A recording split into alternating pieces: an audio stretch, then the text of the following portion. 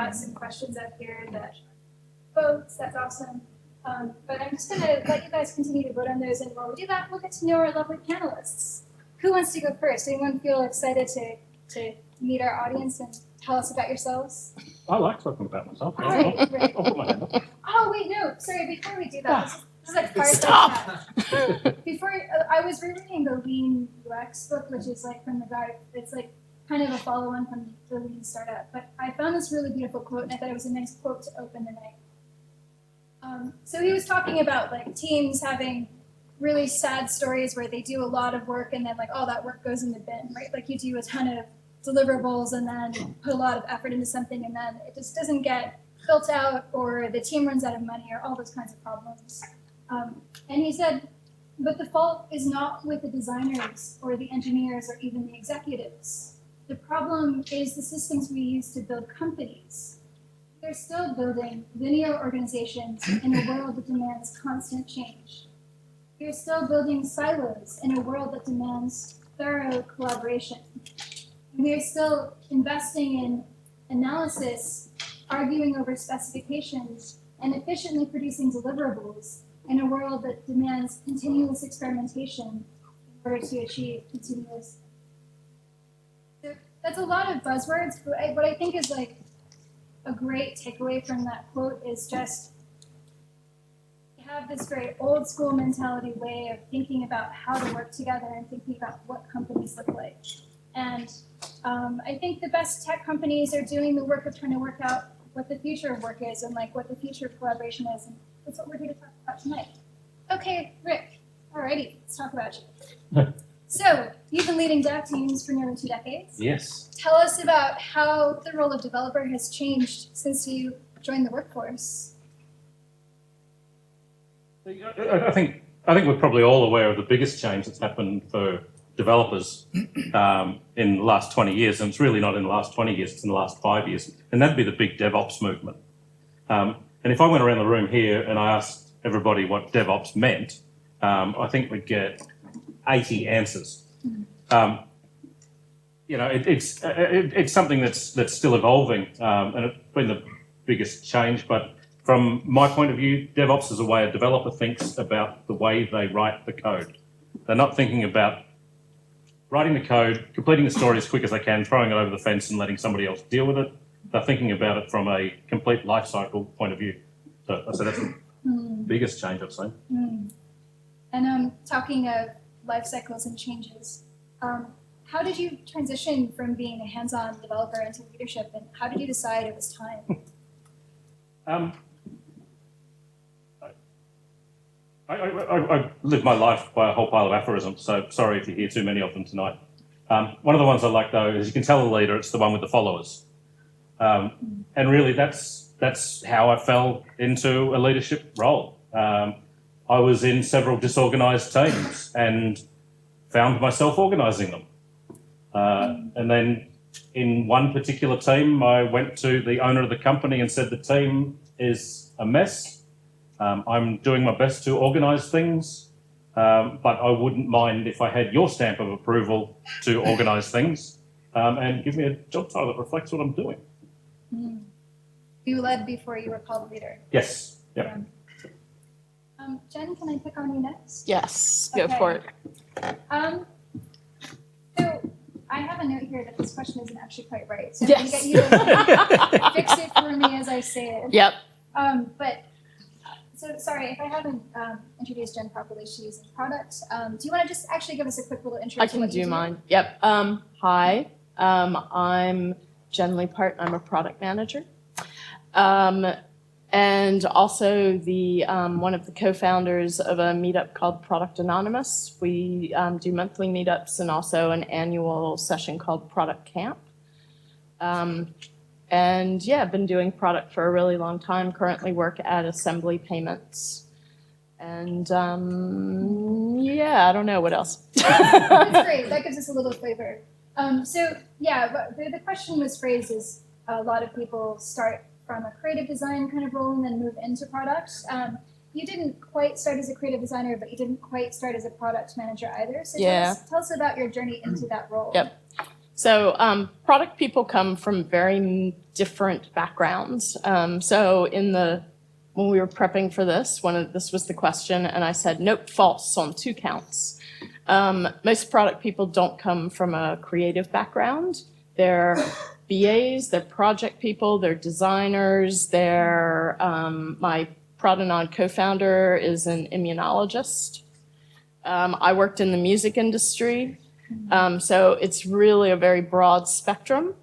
And my first gig was this thing called a producer, which was really doing everything. So there was a little bit of coding, there was a bit of QAing, there was project management, there was working really closely with designers, content. That gig was an editorial team, so working really closely with the content folks and the content management system.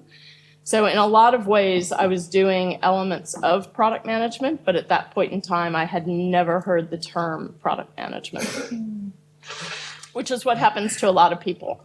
They have this moment where they find out about product and realize, wait a minute, I'm doing that. That's my gig. But they didn't realize until that moment. So you've had a really amazing, multifaceted career, and you've worked in several countries. So we're just curious to hear, like, how did you find working across different countries and different sort of tech cultures? And are there any takeaways about what's different if you move out of Melbourne and go to, say, I don't know, New York or London or any of the places? Yep. Yes, so if you haven't figured out by the accent, I am from the States originally. Have also worked in the UK, Indonesia, Malaysia, China, Australia, and the UK. I mean, yes, there's cultural differences, there's language differences. It's a real pain in the bum to be working in China when your Mandarin is really shit. But I would say from a product perspective, it's a lot of the same sort of problems that you face. So things like, people not quite understanding the role, or being able to communicate the vision. It's all, and I know a lot of product managers who work in different countries, and we all kind of come together and say the same things. We face the same problems. So to summarize, more commonalities and differences. I'd say, from the product standpoint, there's more commonalities. It's just more that kind of getting used to the culture and knowing kind of that side of it. But from a professional task, what you're doing, it's very much the same.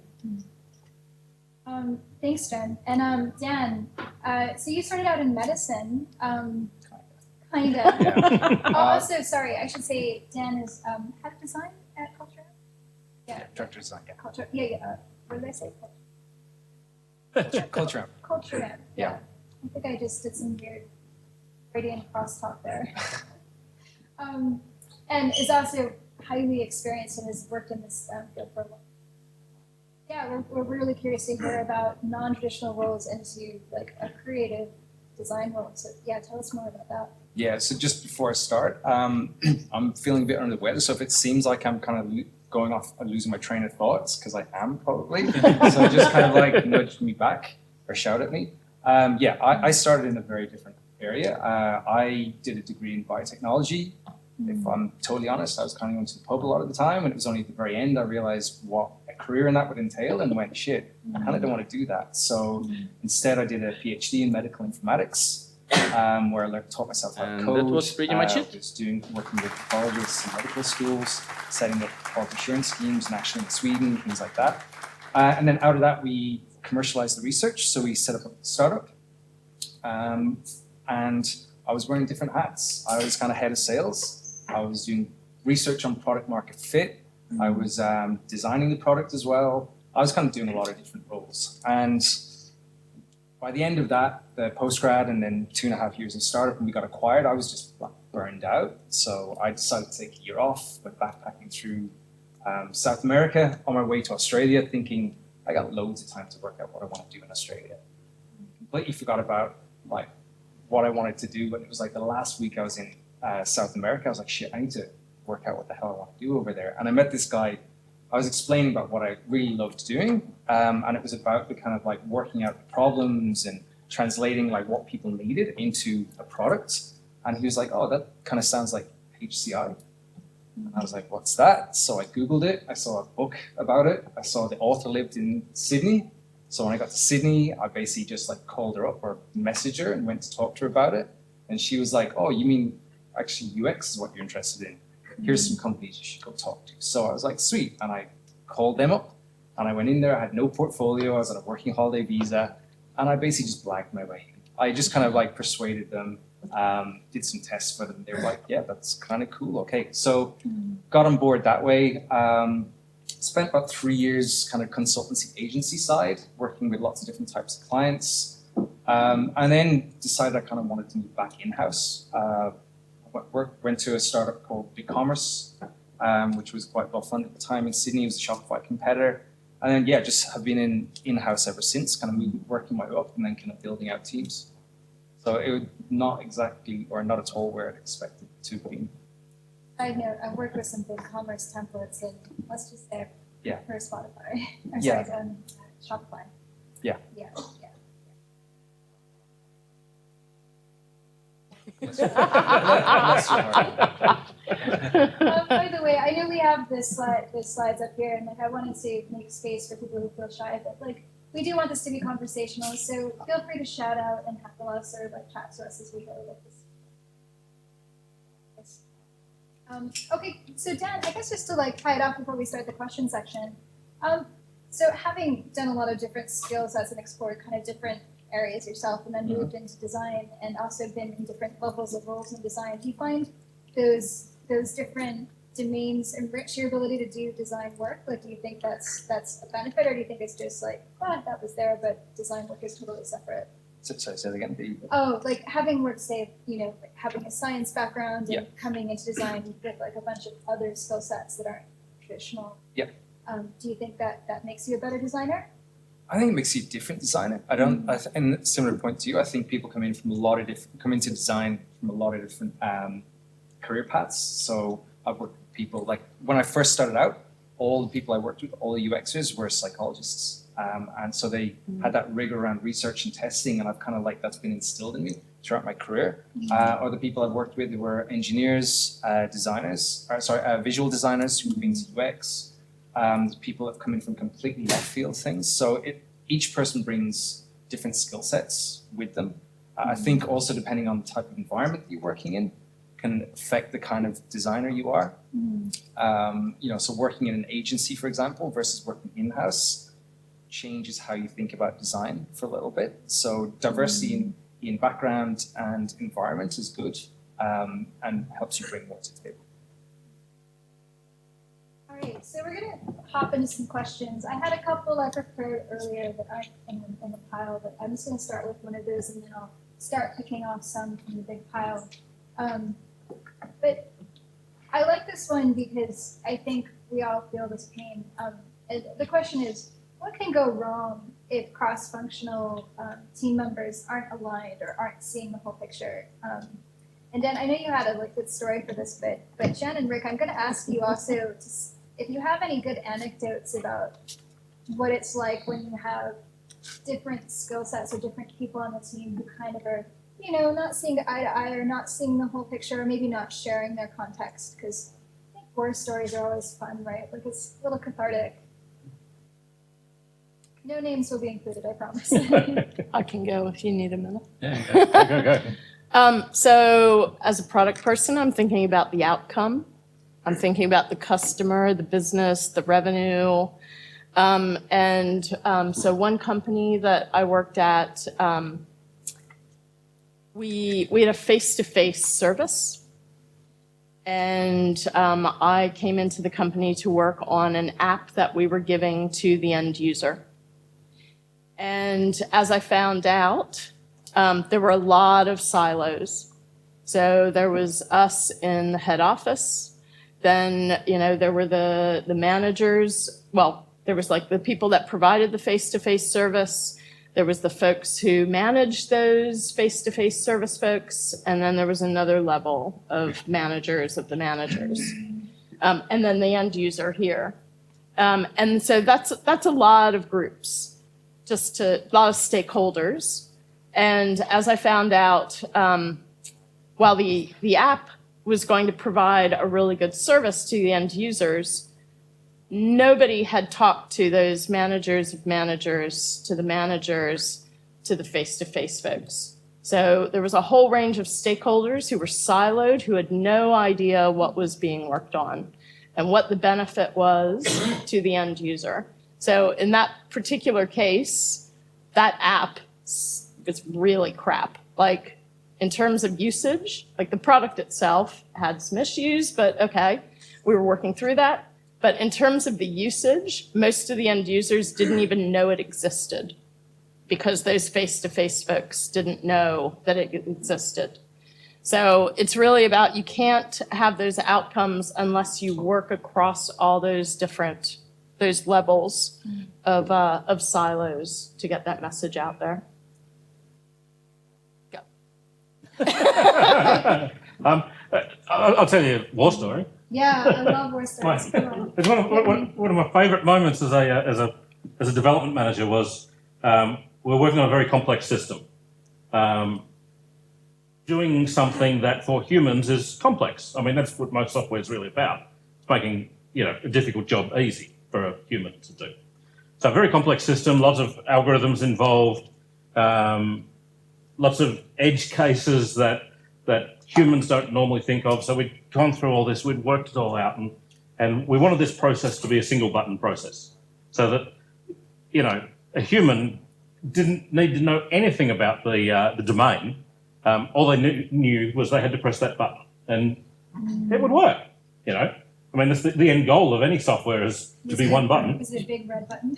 No, I don't know. Well, it should have been a big red button. But this was supposed to be done. It was well spec'd. It was understood in terms of domain and everything like that.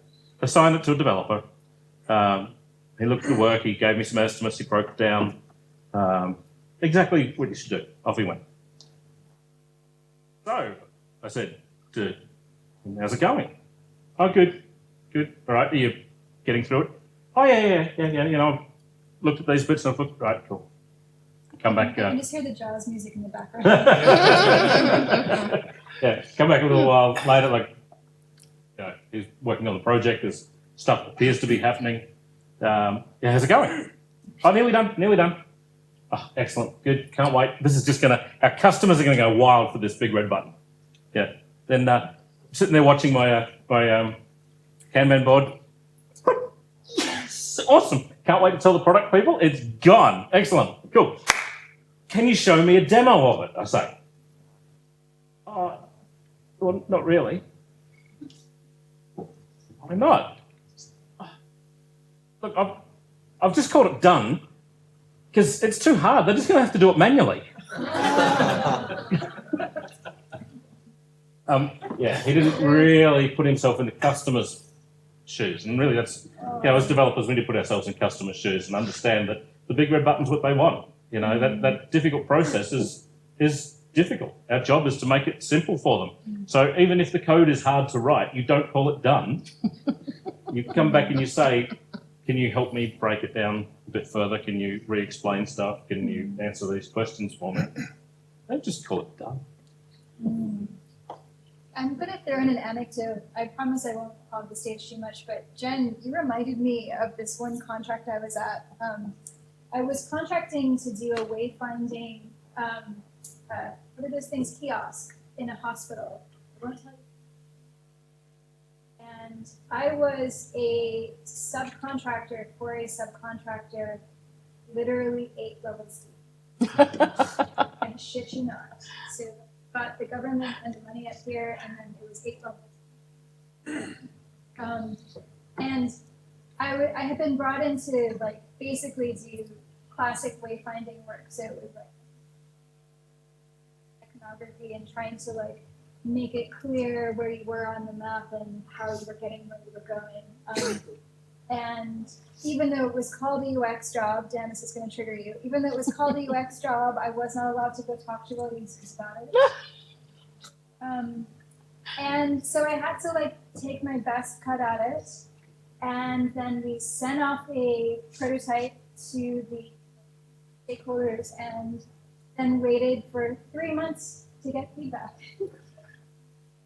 And once that feedback came back, it was so absurd. I was just like, I don't even know what to do with this. And it's like that thing of context, right? Like I didn't know who had given us that feedback, like in that chain layer of like all of those contractors and like coming back down.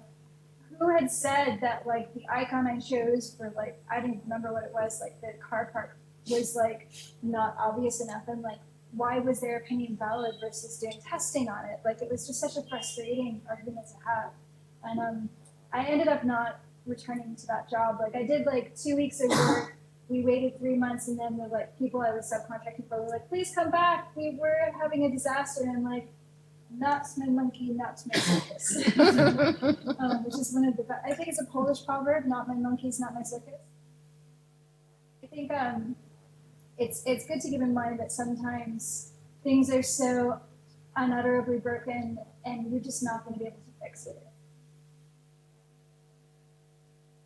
And do you want to tell the elephant story? Smoothly transitioning into it. So yeah, in terms of like siloed thinking, and like I think everyone's probably, maybe a lot of people here have had that, where people like, what is good and what is success within the team? People have very different perspectives on it. Or we've all worked with engineers, for example, who would say success is beautifully elegant, coded solution. The designer will say it's like a beautiful, engaging experience, and yeah, actually, no, it's the actual thing that you care about is the customer value. And like I think I was saying before, like this analogy of like 3 blind men find an elephant, and the first person kind of finds the tail and goes, oh, it's a snake, and then the second person touches the leg and goes, oh, it's a tree, and the third person touches the ear and goes, oh, it's a fan. And if you don't have that shared understanding and consensus of what success is, that's when shit diverges, and you have very different expectations of what success is, and it falls apart, and that creates silent. Elephant, it's a snake. Okay, all right, I'm going to now let you guys have your say and start picking questions off the list. So it seems like everyone's really curious about this co-location thing. Should cross-functional teams co-locate, meaning should they sit together and not have like a room for the developers and product people and like have them separated? Yeah, does anyone have any strong feelings about co-location or Yeah, so I've done it multiple different ways. So with Domain, we had a bit of flexibility. So we had dedicated design area. We had 5 different product lines we were looking after, and the UXers could basically choose if they wanted to hang out in the design area or go sit with a team, and it was kind of like choose your own adventure. And some people did one, some people did the other. In CultureAmp, we're co-located, so each designer is embedded in it, in each cross-functional team. And I think this is something that a lot of design leaders have talked about, which is there is no right answer. There is no one perfect solution. Trying to find that balance between your practice levels, so like design practice, cohesion, and embedded within your cross-functional team is a challenge that every design organization or every organization with designers has. Each one comes with its pros and cons. If I had to pick, I would say being co-designed with sneaking off to hang out for periods of the week is probably the ideal solution. If you go too far the other way, then you kind of have that siloed thinking, and it's like designers versus other people, so it's a bit of a risk. But ultimately, it also comes down to the people and the individuals within it. So yeah, there is no hard and fast answer to it. Tell me more about that sneak away and have a little like team time. What value does that bring? So we're working through at the moment with CultureAmp. When I started, we used to do quick pinups, which was every day a designer would show what they were working on. But the problem was it was very UI focused and very kind of like 90%. It's like, oh, you change the opacity of this by like 50%. And I was thinking like, so we kind of started evolving how we work together. So everyone's still embedded within their cross-functional teams, but we run a series of events during the week. So we have our weekly design stand-up, where everyone quickly just has a slide, which is kind of their wins, challenges, and what they're working on. It takes like 15 minutes to get through everyone. And that's a social thing to kind of just hang out together and talk about what you're working on. Then we have a series of studios that we have during the week. And I think one is mandatory, the other couple are optional. And they're really around, one is for across the entire design practice, which is product and marketing together to talk about stuff that's important to us. So we do retros, for example, in that. The other ones are for specific things. So that's more for product designers. Product has one, marketing has another one. And this is where if we want to do, for example, 30, 60, 90 critiques, and this is a dedicated session that we have. But the thing is, we use it if we need it. It's not just a hangout for the sake of it thing. So, for example, we had our stand-up this morning, and Mark, who's one of the lead designers, is like, so who's got stuff for this week? And we're working through that process and lining it all up. Curiosity, who knows 30, 60, 90? Oh, Do you want to so explain awesome. that? Yes. Yeah, So yeah. 30, 60, 90 is the idea that I think is Andreas Horowitz kind of started talking about, the idea that if you're looking for feedback from somebody, that's a really open request. What you really want is specific types of feedback. If you're early on in this design process, you don't want feedback about colors and fonts and fine detail stuff like that. Conversely, when you're finishing and you're actually about to start building it, you don't want feedback around should you actually be building this. So you tailor the type of feedback that you want to where you are in the stage of the design process. So 30% is aimed at the really early kind of ideation, which is what is the problem? How do we know it's a problem? What kind of things are we looking at to how to solve it? How much scope do we have for it? 90% is pixel perfect stuff and the fine detail polish and have you thought about this, the fine detail UI stuff. And 60 is when you're starting to pull together the concepts and you're starting to look at different paths. So the idea is you go into a session and you say, here's the stage I'm at, here's the type of feedback I'm looking for, and here's the type of feedback I'm not looking for. And that way it keeps the conversation on track, and it means you don't diverge, it doesn't become a shit show, just like invaluable feedback. So I think it's something that we, and I think a lot of companies try to work through and how best to do that, because you also don't want to bloat out every project has to go through 30, 60, 90.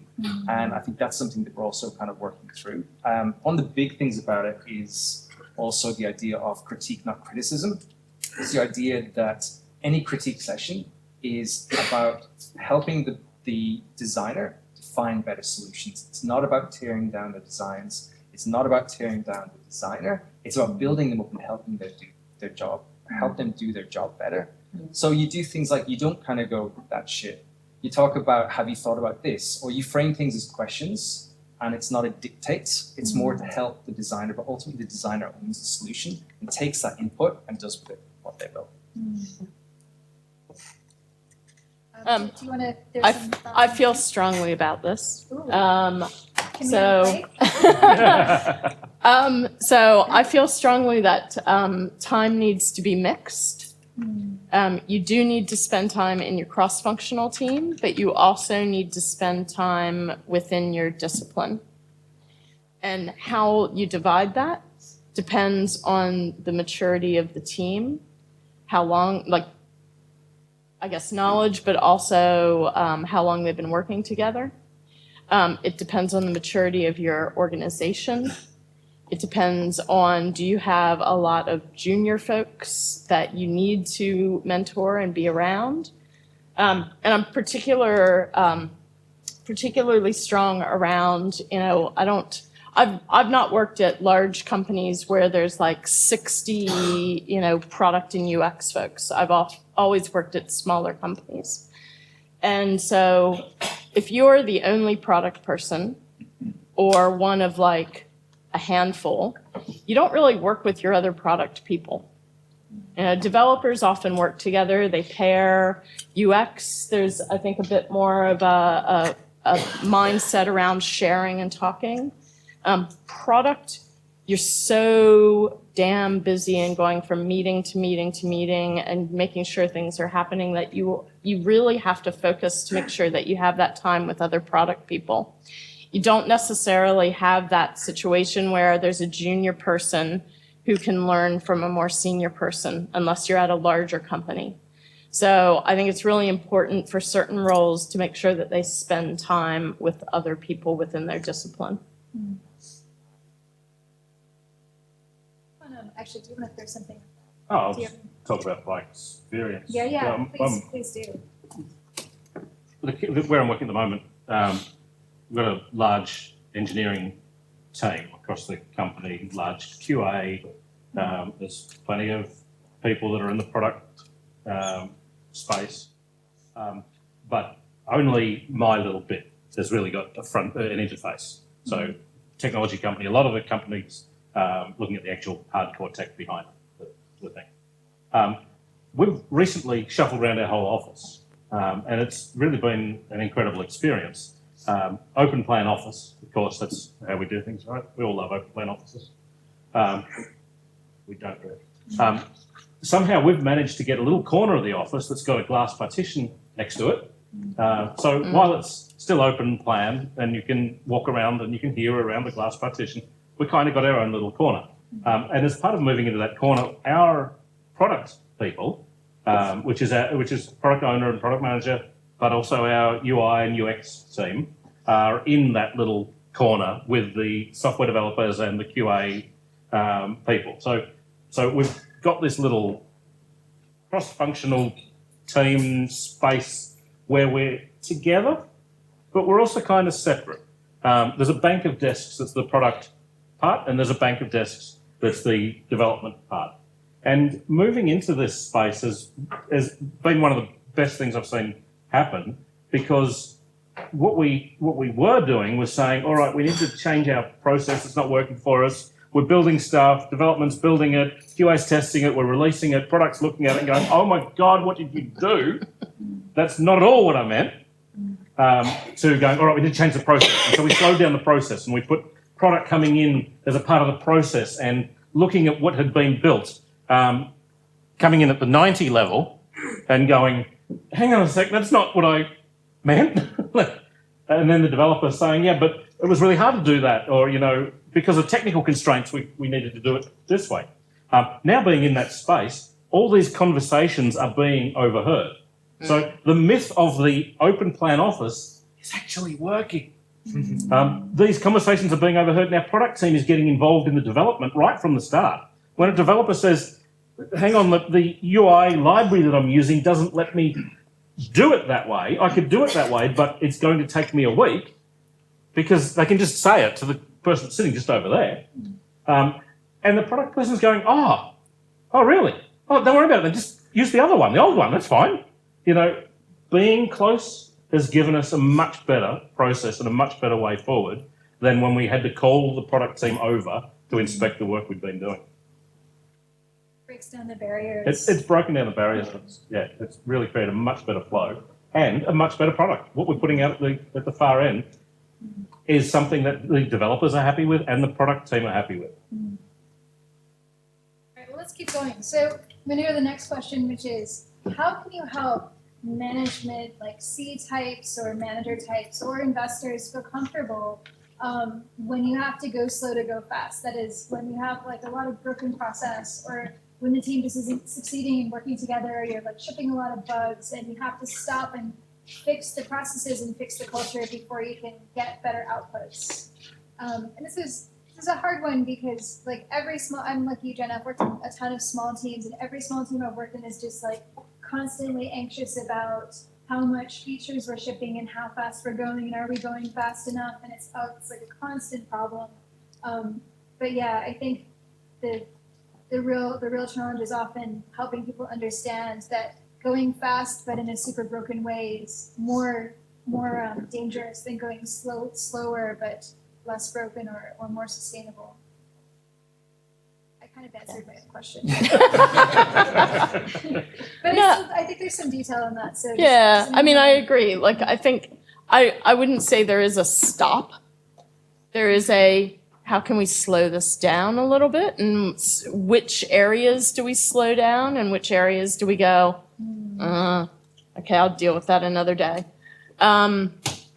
Yeah, so I think it is about trying to balance that, and then hopefully over time you're building that trust of we are working towards the same thing. We just have a different approach, and we're trying to make sure that we do this up front or do, whatever it is, and not completely screwing it up and causing us headaches, 3, 6, 8 years, months down the road, days down the road. I think, I was going to say, I think this applies to a lot of different things, but I think a lot of this comes down to being able to speak in different languages. So if you're talking to the business, you need to be able to translate what you're saying into a way that they understand and to show the ramifications for it. So it's just going, because it's better is a bullshit rationale, and you kind of you just are out of the conversation if you that approach. You need to be able to bring one. You need to be able to bring data and evidence to the table, and 2, you need to be able to translate that into something that they can understand. And I think this applies across product, engineering, and design. That to have a shared understanding of what's important, you need to, 1, have a shared outcome that you're aiming for, but 2, to be able to translate that into the relevant languages. Yeah. Focus back on what problem are you trying to solve? Yeah. Not, how are we doing this? But go back to what is our outcome here? What are we trying to do? What's the goal? And then, you can kind of approach it from different ways. I want to dob you in to talk about and technical debt as related to the whole go fast to go slow, slow to go fast thing. How many people are developers? Keep your hand up if you've got tech debt. Keep your hand up if every bit of that tech debt has a ticket. Wow. Yeah. Kathy was like, yeah. Who? Sorry? Oh, awesome. I'll come and chat with you later. Somebody I've told this story about 4 times this week, and I can't remember who I was talking to, so I can't credit the person who told me. So this is not original to me, and if you can tell me who said it, then that would be awesome. But there's tech debt and there's cruft, right?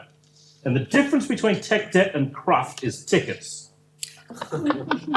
If you've got tech debt that isn't recorded anywhere, that's just bad code.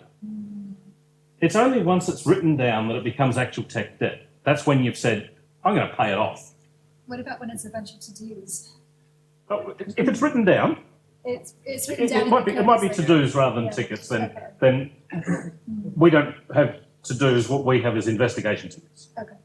So we don't know how to pay off the tech debt, but we know it's there. Yeah. So we create an investigation ticket. Okay. And the first thing we do in order to pay that off is to investigate where the tech debt came from and how we pay it off. To answer the bigger question, though, how do you get buy-in? I just want to +1 these guys.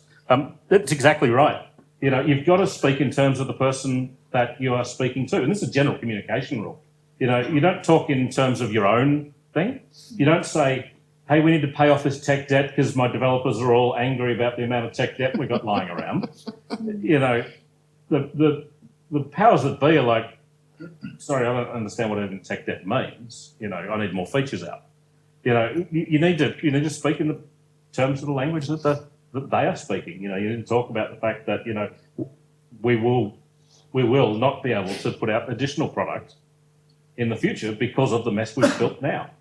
It's affecting the revenue. Yes. Oh God. Seriously. That's a key sentence there. Say it again. It's affecting the revenue. You don't have to justify that. You just say it, and people will get on board. All right, that's a good place to close up. We've been going for a bit now, and I was just wondering, should we show of hands? Who wants to take a 2-minute break versus just keep going? Little break? Show of hands first. Okay, yes, Robin's sorry. out of beer. Robin could go get some beer. You can also get some more beer if you fancy. Let's come back in just 2 or 3 minutes. Let's just have a little pause. Yeah. We can stretch. Yes. Oh, God. Yes. So, just ready for questions. So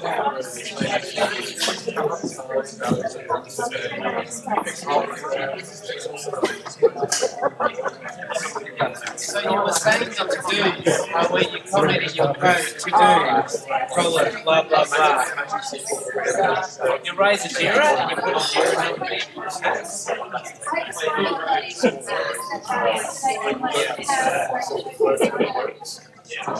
That's good. All right. Yeah, just have a regular expression. That's all expected. Does it work? Does it give customer benefit? Right. Get on the right. Just what you want to do and insert in the Jira number. And then commit it back. Someone should write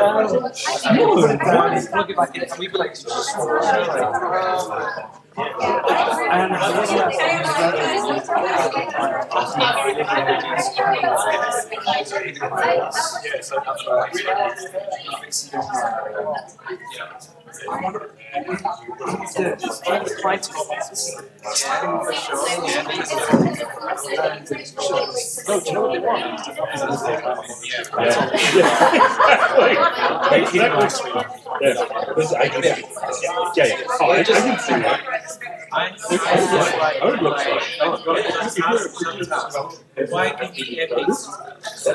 Other stuff, right? All the current tasks and subtasks. Why type it? Working from Oh, yes. I just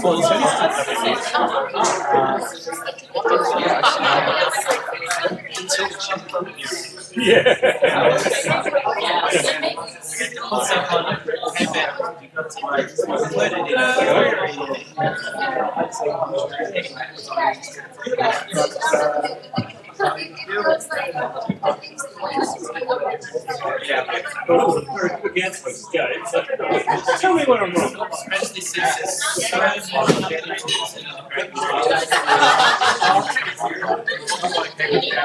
and they all have their own cabinet. We can work together too. It's not enough to do it. We realize we need to take this we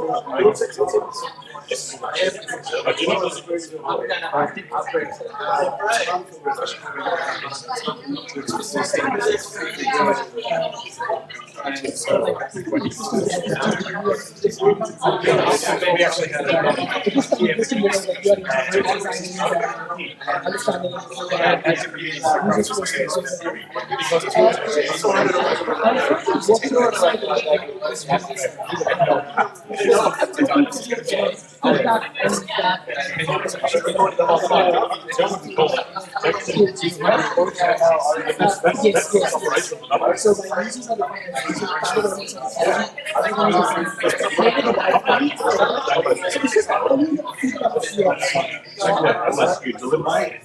Ding, ding, ding. Ding, ding, ding. Please sit down again and be quiet. Yes, please. What do you want to get back to your seats? All right, everyone, back to your seats. We're starting again. Jen, you're amazing at that. That was great. Years of practice. I'm sitting forward. Are Sorry. you okay? I'm Sorry about uncomfortable to this. sit back, so Yeah, sit forward. But as long as you're not like eating the world things. no. But just I'm concerned you can't establish eye contact. Oh, no, it's okay. I'm managing. I'll swap with Dan if you want. Actually, would you mind? Yeah, no, Yeah, that'd be rad.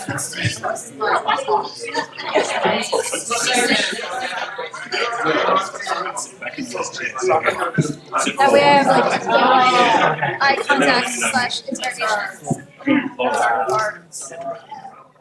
Alright, can we do the hand game where everyone raises a hand and it's Trisha's? Yes.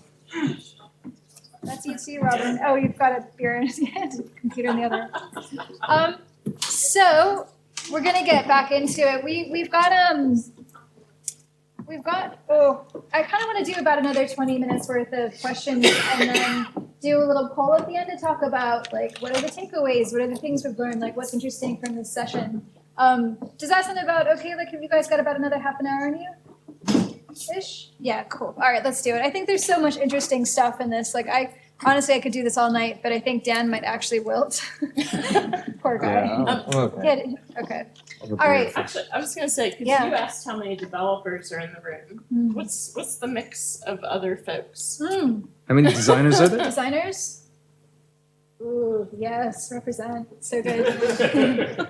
Product brethren? Yes, baby. Any, yeah. Other that we haven't hit already? What do you do that's interesting? I want to hear. No, not. I used to be a BA. Okay, yeah. Any other BAs? That's a good one. Ish? Yeah. Okay. QAs. Oh, yeah, QAs. Anything else? Everybody. Did we miss? Okay, QA, awesome. yeah, cool. We love you guys. Yeah, we love you. You're the best. Yes. All right, so now that we've worked out at the silos we all come from, here's a good question for silos again. Do we all need to be big picture thinkers, or is it good for teams to have people who just put their head down and work on like smaller problems in their own domain and aren't trying to be like put the world together and see everything? And I wrote that question because like I'm the obnoxious big picture person and I just can't fucking work without having context. But I know that not everyone is like me, and like I've worked with devs who are like, I don't want to know, just like let me do just like let me do my thing. And I think that's like fair if they're doing good code and they're working well, like that's valid. But yeah, like I think it's a good question to ask. Is like, do we all really need to be big picture thinkers? Like, do we all have to care about that stuff? Anyone want to have a crack at it? I can throw something out, half formed. So yeah, I'm actually, so where I work, we do like coaching for everyone. You can get coached through things, and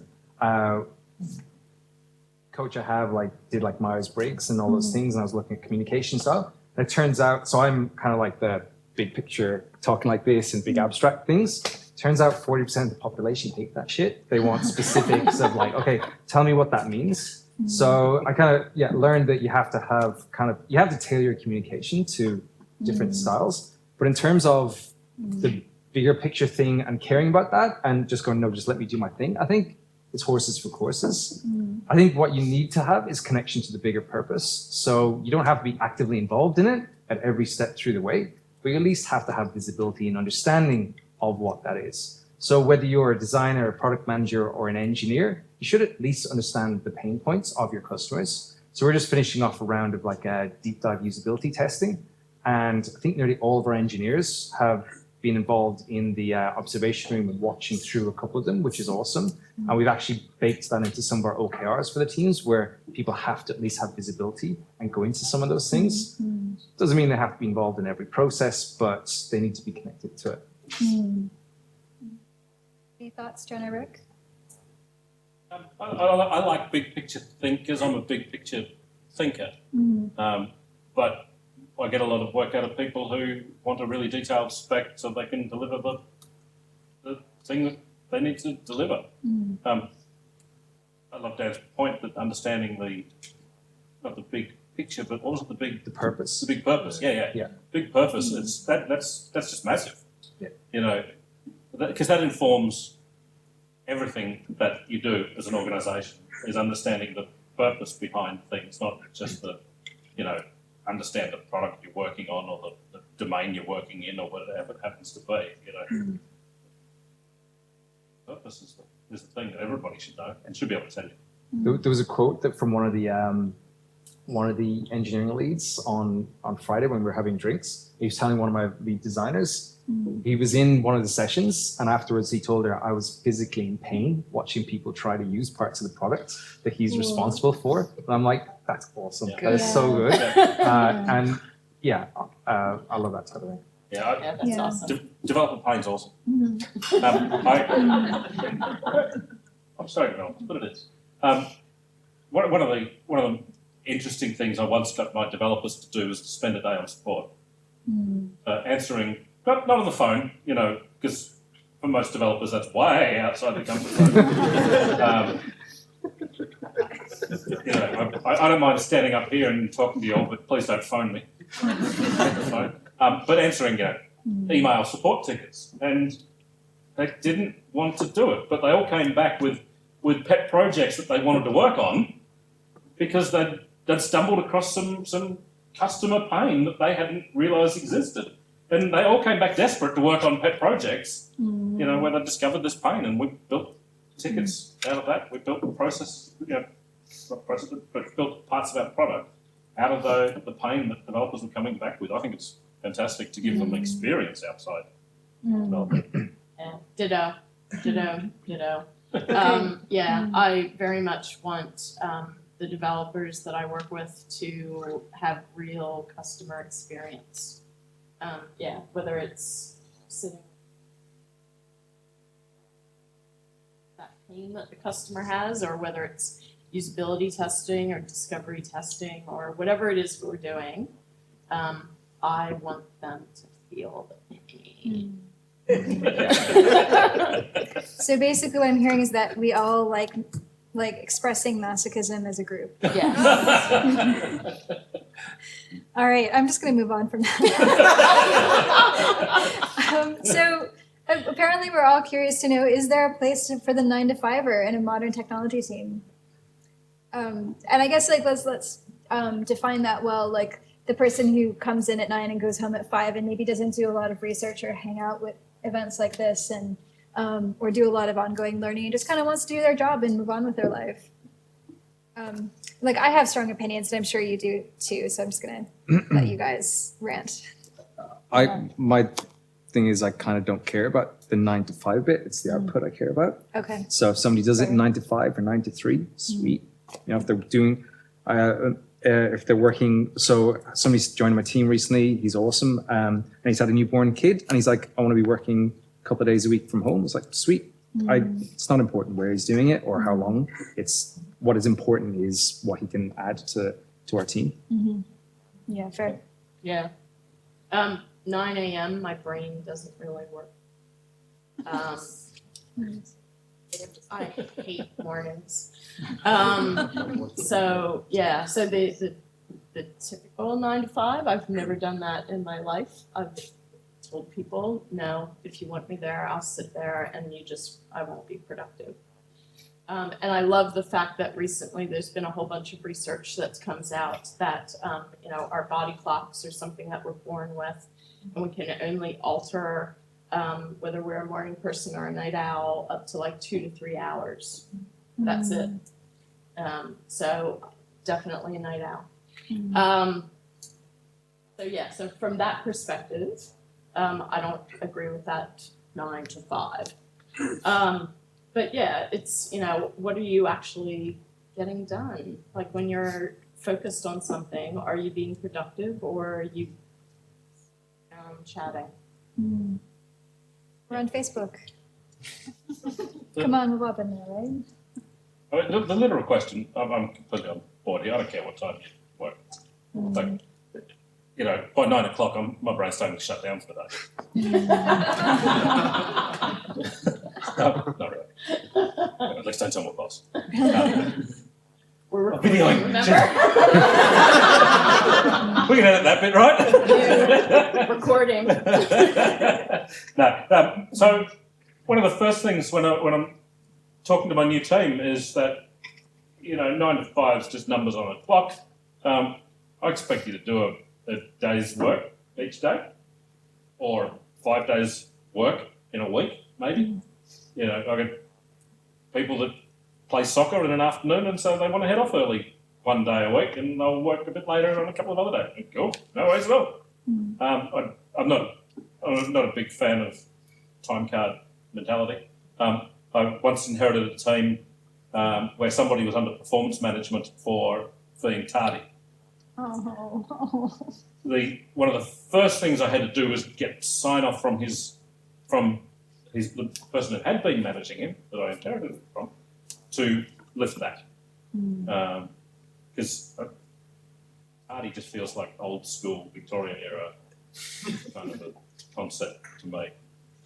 Unless you've got meetings, be there for the meetings. But if you're turning up to write code and you don't have a meeting, don't care if you like, just do your work, get results, provide value to the customer.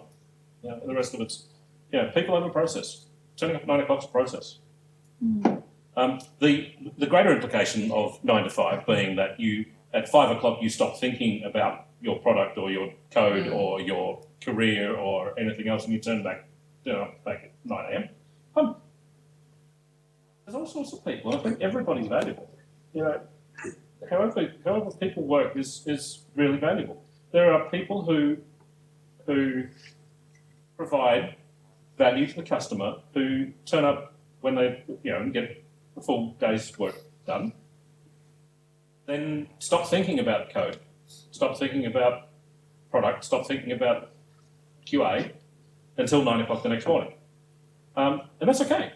They're delivering value to the customer. There's other people who are sitting here tonight going, I need to learn more. I need to understand deeper. I need to get somebody else's perspective in this. I need to, I'm really annoyed there's only, 5 weeknights a week that I can go to meetups. I must do more. I'm glad that I capture an hour's train because I can get 2 podcasts in at double speed.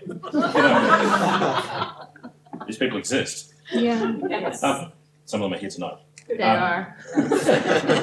And they're also fantastically valuable. And oftentimes, some of that extra learning they're doing will come back into the office and turn up somewhere else, and your 9 to 5 will learn something new that way. But it comes down to delivering value to the customer. Everything else is personality. It's your interest, it's your passion. My take. That's great. Yeah. I guess I want to summarize that by saying the 9 to 5 mentality is a value judgment. It's a value judgment of what productivity looks like, and we're learning how to move past that value judgment and just accept productivity in the abstract. So good job, managers. All right, next question. I'm actually really curious to hear what you guys have to say about this one. How can you help the corporate refugees of the world, the ones who are escaping toxic work cultures, get used to a new way of working and avoid bringing their bad habits along with them? This is probably a little fraught. I'm sure we all have stories. We don't have to tell those stories, but I'm curious about the broader, how do you help? How do you manage? How do you support someone, especially if they've got a lot to offer, but they're just dealing with this baggage that's coming along? I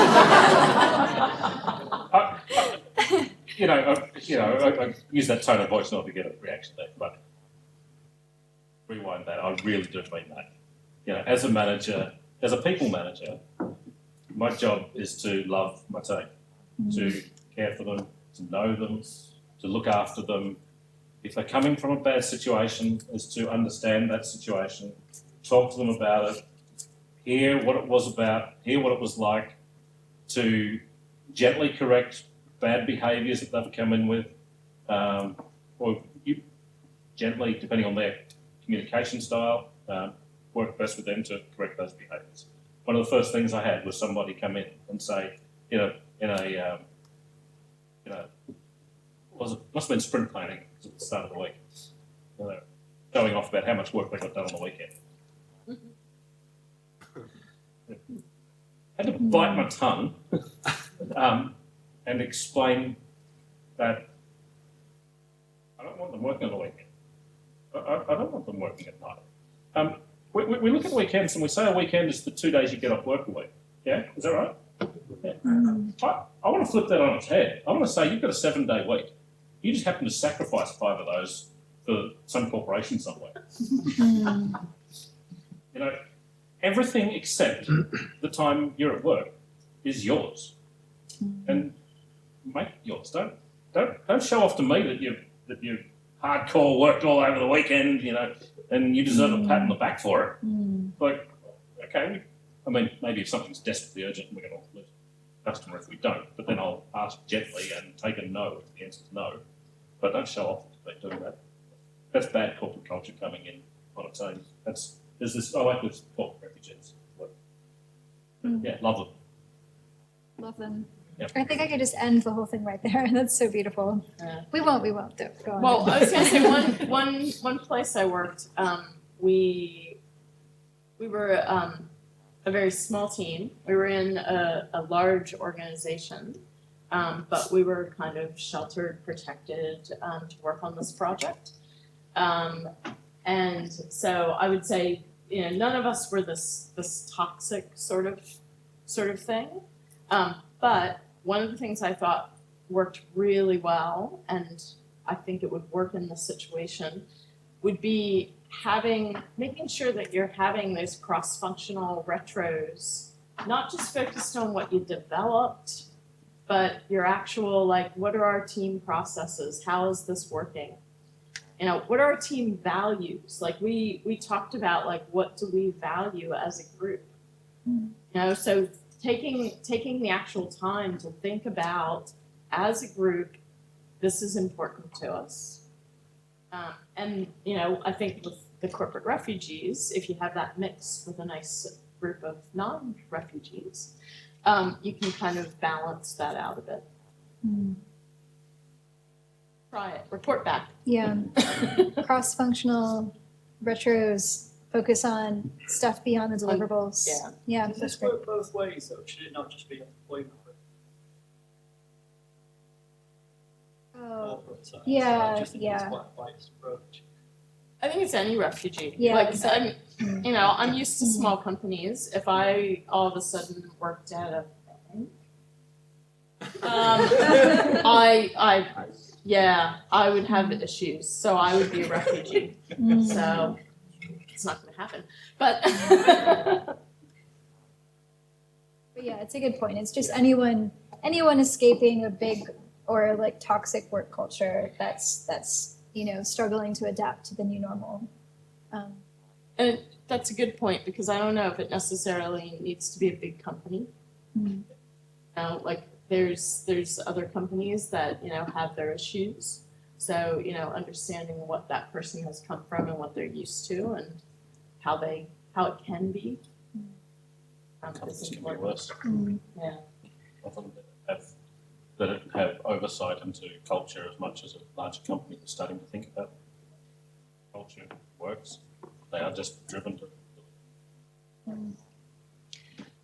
We're going to go on to the next question, but just want to flag that we probably have time for like maybe 2 or 3 more questions. So make sure you vote for the one you want to see up there, because we'll finish off in a few.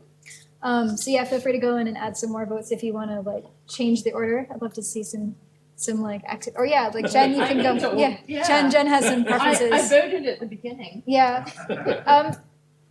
I think there's some new questions that have been added as well. Like there's more that are hidden that aren't showing up on the screen, but you can. Can I just say something? I saw somebody pop up there. I completely disagree if you want to work at the weekends or whatever, and I actually agree completely. I think it's the why you work at the weekend. Sorry. If you're excited about it and you're passionately connected to the purpose and you can play with it and you've got authority to kind of drive stuff and you want to do it, absolutely should be allowed to and should be encouraged. I think it's the why you're doing it. If it's out of fear or to show off or stuff like that, that's bad. Sorry, my anecdote was somebody showing off. Yeah.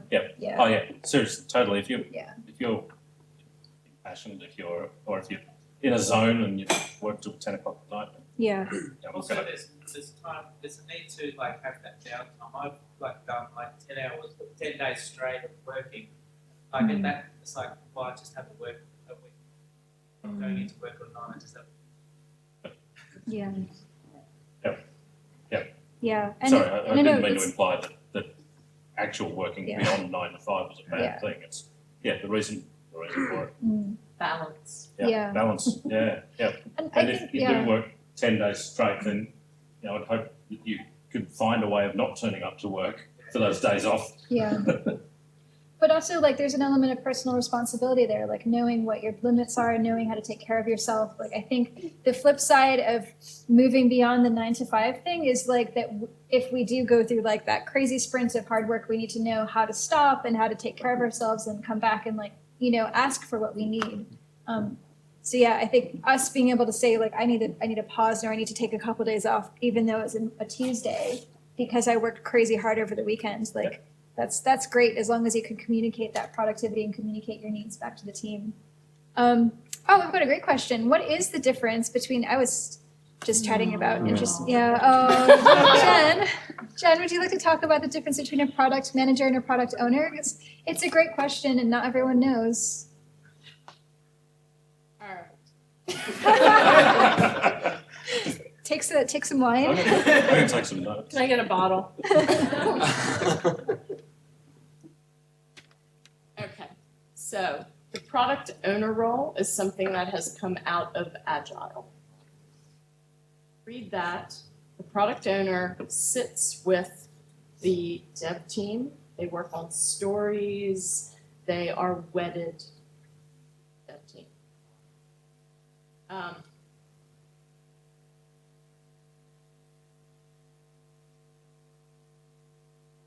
think one of the things around product, whether it's product management or product owner, whatever the title is, it varies per company. I'm actually doing a talk at Leading the Product in a few weeks, and this is one of the things I'm going to touch on. So depending on the company, you could be called a product owner and have a lot of customer contact. Depending on another company, you could be called a product owner and get 4 feet away, a meter and a little bit away from your dev team, and they have a freak out. So it really depends on how the company determines what that role is. But yes, if you go by the manifesto, product owners sit with the tech team. I think product people, no matter what that second part of it is, need to have a lot of exposure to the customers and to the stakeholders and to understand what the problems they're trying to solve are. So what was the question? What's the difference between a product manager and it product owner? depends. I'm stopping there. No, that's totally fair. I'm not going to rant for an hour. I think like to that point, but in a bit of a greater way, like we have a lot of common titles in tech teams that just mean wildly different things in different companies, right? Like tech lead, I worked in, tech teams that were like 2 people. So what the fuck does tech lead mean, right? Like, I'm not kidding. Like, and so like that's something to be wary of when you look at startup roles, for instance, is like when you have a very small team, the management part of the work will be less and the hands-on will be more. But if you're looking at a big company, like it'll be reversed. But anyway, sorry, I digress. Let's talk about the next one. How much context is needed for all different team members to contribute effectively? And how do you balance this, like needing to know the context with not overwhelming them, drowning them with detail, which I think of as like overwatering the plants, right? Like you give people too much information and they're just like, I'm drowning, help me. So we're trying not to do that, but we're trying to make them feel like they know enough. You want to have a crack at that one, Dan? Sure. You're going to hate the answer, but it depends. I really hate when people answer like that. No, it depends on the people. It depends on the experience. It depends on their working style and how much they give a shit about being connected to that. Ideally, everyone is connected to the purpose and they understand what they're doing and why. How much context they need to do their job can vary. Like from a design context, from design, getting what's in a designer's brain into an engineer's brain. Like I always feel that when I've had different designers in different teams have to approach it differently. For some designers, they need to spec out everything and give them very rich context to be able to do what they need to do. For other engineers, it's like just a couple of bullet points in a chat and it's cool. And the designer's job is to provide enough context for the engineer, but there is no hard and fast. Yeah. So just enough is as much as is needed is probably my better answer. Just in time context, anybody? Sorry, I'm such a dork. I apologize. And Robin's like, I'm out. Are we drinking yet? Yeah, soon. We're going to go to the pub after this. I think we're going to need to pause on the questions now and do a little poll. And I'm going to invite the panel to come up with a little summary for me of how they think of nirvana for their discipline. So how they think of like design happiness, product happiness, and developer happiness. And while they do that, I have a little poll for you, which I think hopefully if I do this, we'll just turn it on. Yes, magic. So you can pop in there and just have a think about like, what have you learned tonight? What's your key takeaway? Is it that elephants aren't trees? Is it that we should all just love each other better, more, all the time? Or maybe some more other stuff, but yeah, we're just gonna let that roll so that we can, talk to one another. That's a great one. And yeah, I'm gonna invite the panel to close out with anything you'd like to share with us about the best, well, elephants, of course, are not trees. I was so setting that up, wasn't I? I was like, I lobbed it up, and smacked it down. Do you want to go first, Rick? Yeah. I'm kind of just going to repeat what Dan just said, and it's been said a few times tonight that, and kind of as would be the thing I do putting up in there is communicate in the way that the person you're communicating with needs to be communicated with. So a happy developer is one who's got just enough information to get the job done that they need to get done from their product team, from whoever it is that they're interacting with. Some people it's going to be a myriad of information, other people it's going to be just tell me to put the button at the top, all right? I don't care what A/B testing you do, tell me where to put the button. So yeah, I think a happy developer is somebody who's got just enough information to, who's got the processes that enable them to work the way they want. I think this is an important thing in whole agile space of retros. My absolute favourite part of the Agile Manifesto is people over process. So yeah, communicate the way they need to be communicated with, help them to work in the way that works best for them.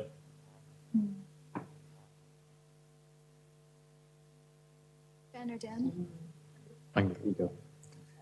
I forgot my question. Happy product path. Okay. Working with a cross-functional team that about product. And when I say good, I mean has good UX, brings revenue, makes a difference in that end user's life. That is awesome. Also, not having too many fires to put out. Because often that's the part of our day. You get the email and it's like, oh, okay, all right. So now I'm gonna need to go figure out this. Sorry, that's not someone put it Hey, in. Dolly Parton. Nice. Whoever did Yeah, so that. I'd say working with really good folks who give a shit about what they do, and supporting them and them supporting you, because sometimes we need like I was saying, we do have those fires that sometimes we have to put out, and we try to protect our team, but we can't always do that, so we need help to protect. There you go. There's your tidbit. Help protect your team. Keep us all safe. Yeah, be the umbrella. Be the umbrella you wish someone was for you. Ooh. That's my tweetable for the night. All right, Dan, you want to round us out? Options. So, what's the ideal design process? So I'm not like a designer. As like my background said, I'm terrible at drawing and I like just draw boxes. So for me, design is not about making it beautiful. It's about problem solving. Mm-hmm. So for me, it's about two things. It's how do you know this is the right problem that you're solving, and how do you know this is the right solution for it? Now you can unpack those words like hugely, and that varies depending on the size of the product or the problem and the size of the team and stuff like that. But essentially it boils down to those two things. And this, when I was like learning about UX and I was like going through my career, that used to be the thing that used to haunt me. It was like, how do I know I'm right? How do I know this is the right thing? How do I know that this is not just bullshit and I'm just jazz handsing it and just selling it into people? So that was the stuff that I kind of used to try to focus on, is like, how can I get data to help support that I know this is the right problem, or that this, of the myriad of ways I could solve this problem, this is the right path. So yeah, getting data to support those two questions for me is like the ideal path for design, but in the context of problem solving. Okay. I wish I'd said. They were, Copy and paste. yes, it's right here. Copy paste, that's how we do it. We can add that in later. Well, can we all thank our panel for their amazing wisdom and helpful responses?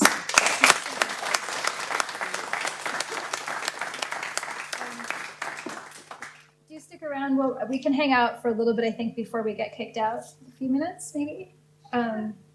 Like until 8:30 or not? Till 8:30, yeah. So we can hang out. So if you've got a question that didn't get answered, feel free to come up and chat to the panel. We'll go and have a drink at the pub afterwards, which is the Miter. It's just kind of like a block away that way. So if you want to hang out and talk some more product or hear the like fiery stories that we couldn't tell you when it was being recorded, like give us another glass of wine and we'll tell you some really good ones, some good war stories.